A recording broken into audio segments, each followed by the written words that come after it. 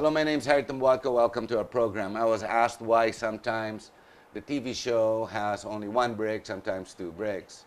I'd like to think that if the viewer, my viewers, cannot sit through 20, 30 minutes of straight talk without real entertainment on it. I mean, let's let go of the makeup and the background and everything. The content of the program is the conversation that we are making and we're projecting. This is not just for the purpose of argument, discussion, to hear my voice. I don't care to hear the quality or the sound of the voice. I care to discuss the content, the issues that may help the country do better. And I hope you are in the same boat. We have with us Rene Azurin, a professor. He's a policy consultant for government for many years, and he's here with us. And we're talking about the concept of replacing income tax vis-a-vis the carbon tax. Rene, this idea is so unique. Saan mo nakuha itong idea nito? Again. Well, I haven't read it anywhere else.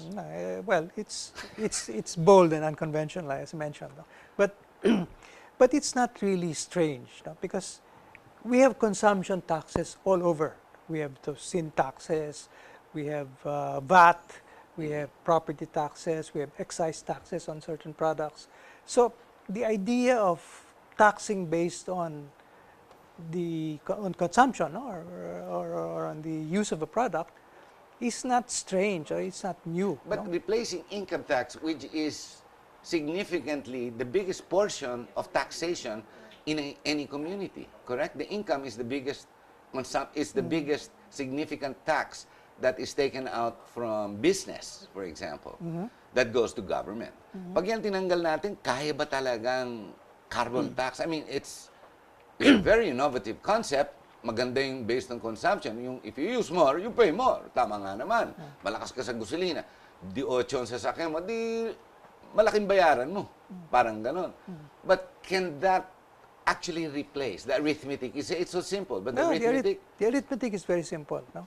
And it's not that difficult to transform into that kind of a system. Right now, our BIR basically has two divisions: the division collecting income tax and the division collecting VAT and other taxes. Correct. Okay. Diba? So essentially, so the infrastructure is there to collect either kind of tax, consumption tax or an income tax. So gagawin mo dyan, papatayin mo lang ito, Put all the effort in the other side. put all the effort here, no? Pero ang problema ng VAT, for example, may input-output yan eh. Baka wala na magbayad ng tax. Kasi may input ka, may output ka. If you can Yeah. get receipts to cover your taxes, your 12% when it comes to VAT, then libre, may savings ka. Kasi may mga kumpanya kumikita sa VAT, ha? No, but basically, hindi lang VAT ito, no? You can put other taxes, no? But ibig sabihin, whatever you collect now from income tax, based on essentially what you'll have to do is to make an assessment of all of these polluting products, no? That's first and foremost. Yeah. And then That can be done. That's not difficult no, it's to identify and to No. put a measurement. No, and then you decide how much you want to collect, and then we can distribute percentages on each of these products. No? Don't make it complicated. Make it Simple. Make it simple. Maybe you'll only have two categories: polluting and directly polluting and indirectly polluting. No? Something like that. No? But let me go to what is the major objection against a consumption tax, which is people will say that's regressive. Oh, parang I'm not saying it is, but it No, seems it. it is as it is. No? Meaning to say that the poor pay, regressive means that if you're poor, a higher percentage of what you make goes to taxes than Correct. somebody who is rich. Somebody who's rich will pay a smaller proportion of what he makes to taxes. No? Based in on taxes. the income tax concept. As a percentage. As no? a percentage. As a percentage. No? So that's what they mean when they say it's regressive. No? Now my answer to that is simple. No? The poor pay use up 60 to 70% of their income on food. Okay, So, no No income tax. no taxes on, no, this new tax, this new carbon, no taxes on food. But first increase mo to 1 million, ano, you were saying. Minimum Hindi 500,000. na kailangan. Ay, hindi So, na kailangan, basta straight out na. Hindi ka na mag-income tax. Ah, wala na nga palang income tax. no? Okay. So, you just exempt, They use everything for food now if they wanted. yeah, you just exempt food basically in its in its uh, um, in its basic state, no? Meaning hindi yung kumakain ka sa expensive restaurant, no? Iba yun, may Hindi- service na yun. Iba na Oo, yun. Basic food, wet Basic food, market, yeah. raw meats, chickens, veggies, and you and- cook in the house. Yeah, and maybe generic medicines, no? Okay. So kasi basically that takes up all their income, no? Food and basic med. So if you exempt those items, in essence, the poor will not have to pay any part of the cost of government, no? Kasi wala na eh. Wala siyang ginagamit. Saka walang income tax eh. So, Wala na income tax. So if you remove the consumption tax on those items, food and generic medicine or basic healthcare, Wala siyang tax. wala siyang tax. No? So he will not share in the cost of government, which is fair. Unless bumili ng sasakyan. Oh, Yan. Babayad na ngayon yan. yeah. Oh, yeah. Pag dahan-dahan yan, if they start in sari-sari store, lumakas ang kuryente Lumakas. niya. Tumaas ang kuryente niya, babayad ngayon siya dyan. Yeah, oh. Bumili siya ng plastic kesa kahoy kasi tabing dagat. Ayaw niya lagyan ng yero kasi it will rot or kahoy, lalagyan mo ng plastic. Babayad ka na mas malaki ngayon. Parang ganon. Yeah, yeah. And to go about it, it sounds so simple. I don't know that simplicity is a virtue or a discipline with our congressmen and our representatives, if they can even No, understand it. in fact, simplicity, a percentage tax is It's complex, actually. it's inherently simple because you're just whatever is the sales value or the production value, whether Yeah. you just take a percentage, take it off the top. So it's inherently simpler. No? What that means in terms of our BIR is that the discretion of the tax examiner is removed. Wala ng tax examiner. Kasi now may discretion siya whether he will allow your deduction or Wala nang discretion. So nandyan yung corruption natin sa BIR, BIR. no? So by simplifying the system, no, you're removing the opportunity for discretion, no? And therefore Tanggal ang korupsyon kagad sa BIR. presumably the corruption is reduced, di ba? And the Simple collections are all based on basic commerce, everyday commerce. As they Yeah. collect, you pay the values like a VAT, like a consumption tax. Yeah. And ito pa, no? In effect, the BIR or the tax collection agency will only be dealing with the 800,000 or so business owners instead of the 40 million or so individual taxpayer. Individual taxpayer, wala ka lang pakialam sa... Out ka na. Wala na income tax eh. You will not deal with the BIR anymore, no? Kasi they will go after, you buy a product, they will go after the establishment. In effect, all the establishments will be tax collectors, no? They will have to, like VAT. They will have to be accountable to the BIR. They'll be the one kasi to pay the BIR Yes. based on their collections kasi mas tumaas. May value yung carbon tax. Yeah. Yes. Sa bagay, liliit ang trabaho ng BIR. Oh. Mas madali yung, Mas regulated. yeah, you're dealing with a smaller number. What's the propensity of the Filipino mind to accept carbon tax versus income tax in your mind today? Alam mo, malaking issue yan ngayon before Noy Noy stepped down because of from 32 to 30, bringing it down to 25, 500, bringing it up to 1 million. What is the propensity of the Filipino, or better yet, the populace in general, to accept carbon tax vis-a-vis income tax? I think the biggest roadblock would be our lawmakers, no? Because most of them are lawyers. No? So rather than a plus, it becomes a minus. No. It becomes more complicated. Ang problema ng hindi Abogasya. ko lahat ito. Inherent, Problema nila is that they are so precedent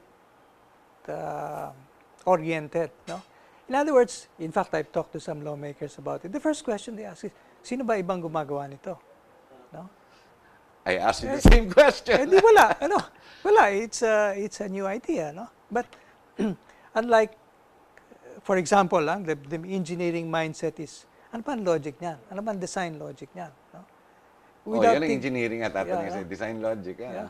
And the design logic of this, conceptually and practically, is, I think, excellent. No, I mean, it is fairer. No, it is easier to implement, and it reduces corruption. No, so that it will. Ano pa ang gusto mo, di ba?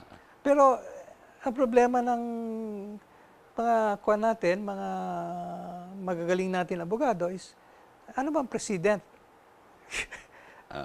Paano mo They always need it, because law is based on precedents. Well, that's how you amend laws or improve laws over years. Yeah. They don't. So the discipline of a lawyer will not accept something as gargantuan an idea as this, because it is rather large. It sounds so simple to you, parang you can sit there and accept it. And I'm trying to decipher it because it's like a big ball that's come down on my back. I mean, you make it sound so simple. It's not. We've already accepted the syntax. This is the same, exactly the same. You're taxing alcohol, you're taxing tobacco. Tobacco, yes. Oh, now we're taxing carbon. And it's really the way the world is going at this point. Yeah, and it then, has nothing to do with this, the Kyoto Protocol, the last one in Davos. Because I get confused exactly with the last one. What exactly did they achieve last November? And I was trying to figure that out. And many writers, or I read many articles, many are criticizing it, many are saying it's just a lot of words, many are saying it's such a success. But what exactly it has done? I'm not sure I know how countries pay each other when it comes to carbon taxation right now. They have that carbon intercountry. No, actually they don't. No, essentially, the countries have decided that they will minimize carbon emissions so that the increase in temperature will not exceed 2 degrees so centigrade. it's just an agreement. It's an agreement to meet certain targets which are far into the future. So there's no immediate compulsion to, of course, the various governments say we will reduce our carbon emissions by so much. Maybe nahihirapan sila because it's not procedural as well. Because to actually make countries do it on their own. I mean, it's like, why am I going to cut my forest down? Because I need to build houses for my residents. Parang ganon. I need to cut the forest down. But ikaw naman, no, I'm going to tax you because you're taking out so many trees, which we all breathe. We have that problem in Indonesia, the indiscriminate burning of the forest so that they can use it for farmland to make rubber trees. Di ba? Ganon din dito, kaingin, di ba? Ginagawa dito, indiscriminately. So, ganon din yun. Yun din yun, is what you're saying. No, this particular proposal will help the global warming effort, the effort to curb global warming. No, it will help. In fact, I believe that if there is a global carbon tax, that's the most efficient way of making countries. Forcing countries to adhere to whatever are the targets. No? I think that's the simplest way. Mahirap pa yung mga cap and trade. Magulo pa yun eh. Ako nahihirapan. I tried reading up a lot on the Kyoto Protocol, but it's a lot of sentences and words that get to confuse me. Parang contradictory after a while. Ganon din yung sa Davos, di ba? Was it Davos or was it Paris, the last one? No, it was in New York, the last one of 6 meetings in 2015 that ended up culminated in New York. And I'm not sure exactly what it has achieved. And you said it's basically just promises by countries. No, the problem is that there is no enforcement body. So in other words, you cannot enforce any target. You cannot force the U.S., for example, to reduce its emissions. And the U.S. and China are 50% of the world's emissions. So you cannot force them to reduce it by X%. No? How you enforce? So that's the problem. No? So that's why I'm saying that the carbon tax is a better approach because you can impose it. I don't care whether you produce the product in America or in China. I will impose when it comes in. Bayad ka. I will impose a carbon tax, no? So that the price of the product will go up, no? So that if one, it will discourage importation of that product, or at least it will discourage the use and therefore reduce the And demand, the consumption. no? Because Yeah. namamahala ng taong bayan. Yeah. Kasi may kamahalan yan kasi gawa ng plastic Yeah. yan o malakas kumain ng Yeah. gasolina yan or coal or whatever. Yeah. Or plastics. Yeah. Yeah, it's an innovative idea. If President Duterte were to listen and hear into conversations like this, and you were asked in Congress to present this, you could present the whole thing not in such a simplistic way, because many are going to wonder where you get an idea. And an idea so simple, most of the times are unacceptable, given human nature. Like you said, lawyers. Paano mo sasagutin yan? Where did you get this idea? Paano mo sasagutin yan sa mga... Saan ba ginagamit yan? Yan. Paano mo sasagutin yung question na ganyan? Well, it's the way I would answer it, it's exactly the same as your syntax. It's Pareho. exactly the same. The concept is the same. I'm just applying it to another... So a group would have to come together. What kind of group would be that? Engineers, the academe, it can't be lawyers, to identify measurements of carbon utility. yeah. The academe, not necessarily. Engineers. Well, I would A combination. imagine a combination of certain expertises, no? Can And do to it. But- agree to what is the weighted, where to put weights on the measurements, on carbon Yeah. use. Basically, it will be a classification thing. Now, these are the highly polluting. These are the not so polluting. No? Those two Basically, categories lang, yeah, or eventually maybe, even more. Maybe even a third. These are not polluting. No? Not medium, very polluting. Maybe something like that. No? And then apply Then big. you apply different tax rates for each of these. Could you make an example, for example, a carbon tax, for example, I'm using 10,000 pesos worth of electricity. Malaki-laki na yan, di ba? Malaki-laki household ko, I do 10,000, marami akong air condition, that sort of thing. I'm paying 10,000 a month. Pag carbon tax yan, dapat yan 15,000, parang ganon. Not necessarily. No, I would not be taxing you. I would be taxing the utility. If the utility is generating power using coal, Yes. mataas yung tax rate niya. So, but the But he, consumer... of course, he will pass it on. So He you will will pass pay, it on you to will you. pay more. No? I will pay more. Yeah, so, in but- 10,000 ko, but magiging the- 14,000, 15,000. Maybe, but So, in the other words, taxman is going after the... hindi na sa akin pupunta Oh, kasi wala ka consumption-based na yun eh. Oh, Wala na akong liability. hindi ka na doon. pakikialaman. Oh, bayad na ako, kumbaga. And the idea now, kasi mahal, useless. You will use less. Okay na. Tama nga naman. ano? Yeah. Kasi babawas. Kung malakas ka gumamit ng gasolina, may kamahalan ng gasolina, hindi ka gagamit ng maraming auto, isa lang yan. Or lilipat ka sa electric car. Lilipat ka sa electric Which car. will be will still be taxed because you will have to Yeah, charge plug in, your charge. but Still cheaper than the It'll be gasoline, for cheaper, example. Toll roads. No, iba pa yon. Ibang tax yan. well there's Tax, a road toll collections, iba yan. there's a road tax, no? There's a toll tax, no? Iba yun, iba pa yun. You can make that a component of the additional taxes to make up the income tax take, no? Kasi marami, you can increase property tax. You can increase property You can tax. increase vehicle tax. Depending on the properties where you're doing, for example, tinanggalan mo ang puno itong lugar nito, agriculture, you killed agricultural potential Yeah. to build residential. Taas mo ngayon yun kung doon siya titira. Something like that. Something like that. And simply, as simplified as it may sound, you could put this together if necessary. Oh, sure. Naiiba. How open do you think like I go back to that question. So the problem, how would you hurdle the limited minds, restricted minds of lawyers who's, like you said, are procedural in nature, who they like examples on precedents, di ba? How would you tackle arguments of closed minds, like with horses' ear covers? How would you handle them if you were Ba- made to present to a bunch of lawyers? Basically, I would, I Just would, say it's like syntax again. yeah, basically I would give them their precedent. The precedent is syntax.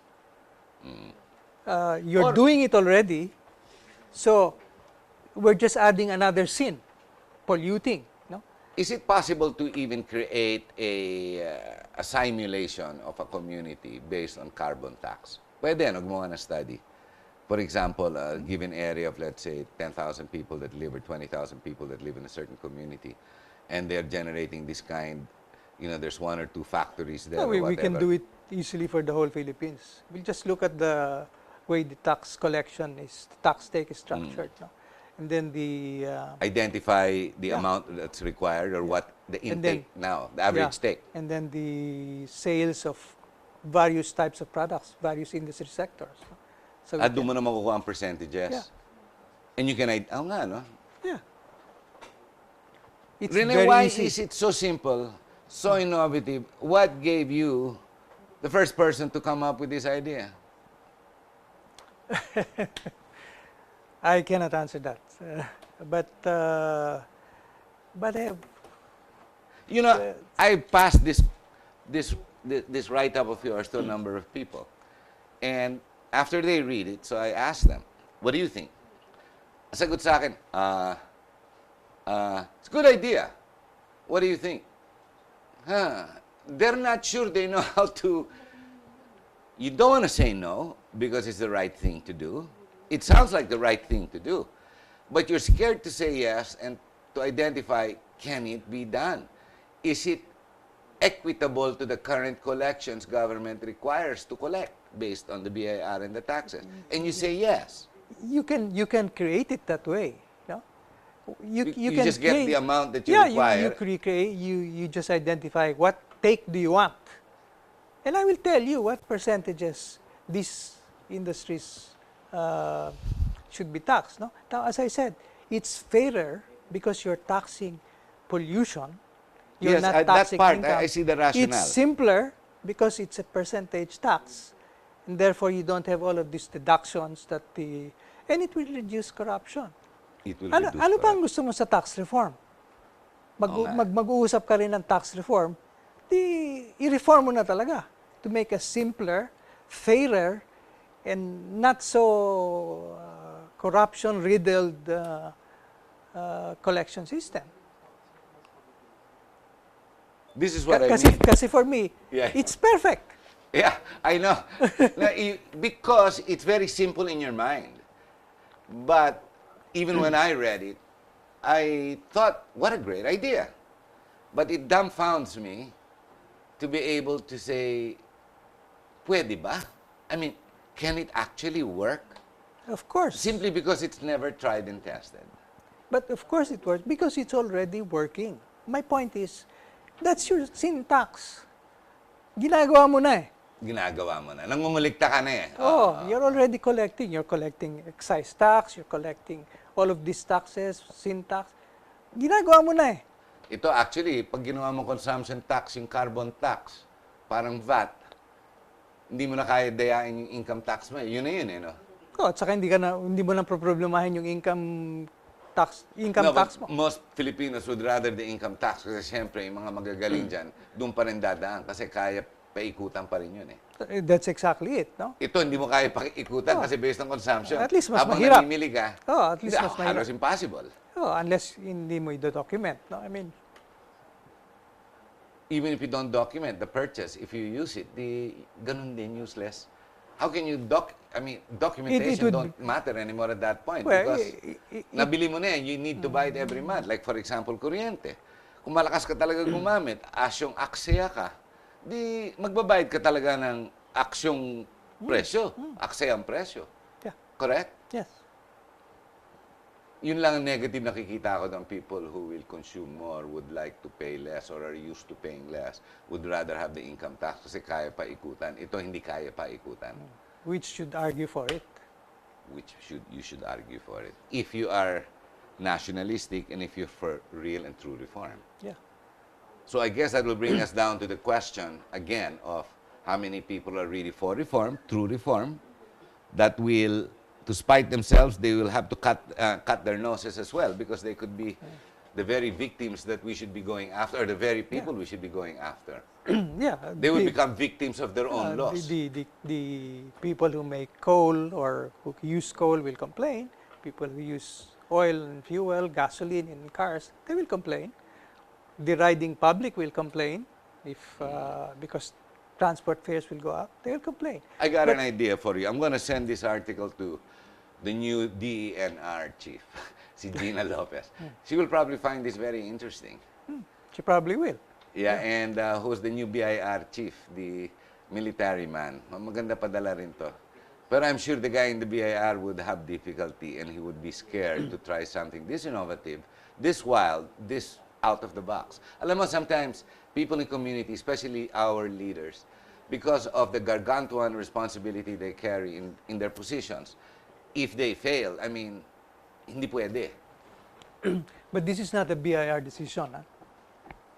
Yes, The BIR is just the collecting agency. collector lang yan. Yeah. It's more of the environment. It's really DNR then. And it's Congress, because Congress will have to pass the... But Congress is just the lawmaking body. But the idea that kailangang himayin to and to make the study is more maybe DNR. the environment, environment. is the one that will push this to It's Congress. got to be. Yeah. It's got to be. Yeah. And the president as well. Sure. Assuming it's understood. Sure. Okay, we're going to have to end the show, Rene. What a crazy and innovative idea. And yes, I will pass your article because it's very intriguing. It's very new. An exit message to our viewers. Open your mind, right? Go ahead. Yeah. This is a tax proposal that, as I said already, is fairer, it is simpler, and it will reduce corruption. Now, that is a perfect rationale for tax reform. Now, personally, I don't see any reason why we should not or cannot implement such a proposal. Thank you, Rene. So, ladies and gentlemen, does it really take a Filipino to introduce an idea all around the world to actually address carbon emission and carbon utilization? I mean, does it really take a simple mind? I mean, we have a professor, a policy consultant here, who's come up with a crazy idea. But is it that crazy? Is it so crazy when you're actually going to have a solution towards a real reform, first on environment, and second on taxation? If we can move really from one idea to another and make the collection base one and the same amounts, which Mr. Azurin says can be done, why the hell don't we just do it? So there you are. That's a reform that's innovative. That's a reform that's really, really out of the box. Thank you very much. We hope you've enjoyed our show, and I hope you enjoyed the content of this show and not the makeup and all the frills. There is no makeup and there is no frills, and soon the backgrounds in the studios will be changed. Maraming salamat po. Thank you, Rene. What a crazy idea. Yeah. And I will send it to Gina. Yeah. I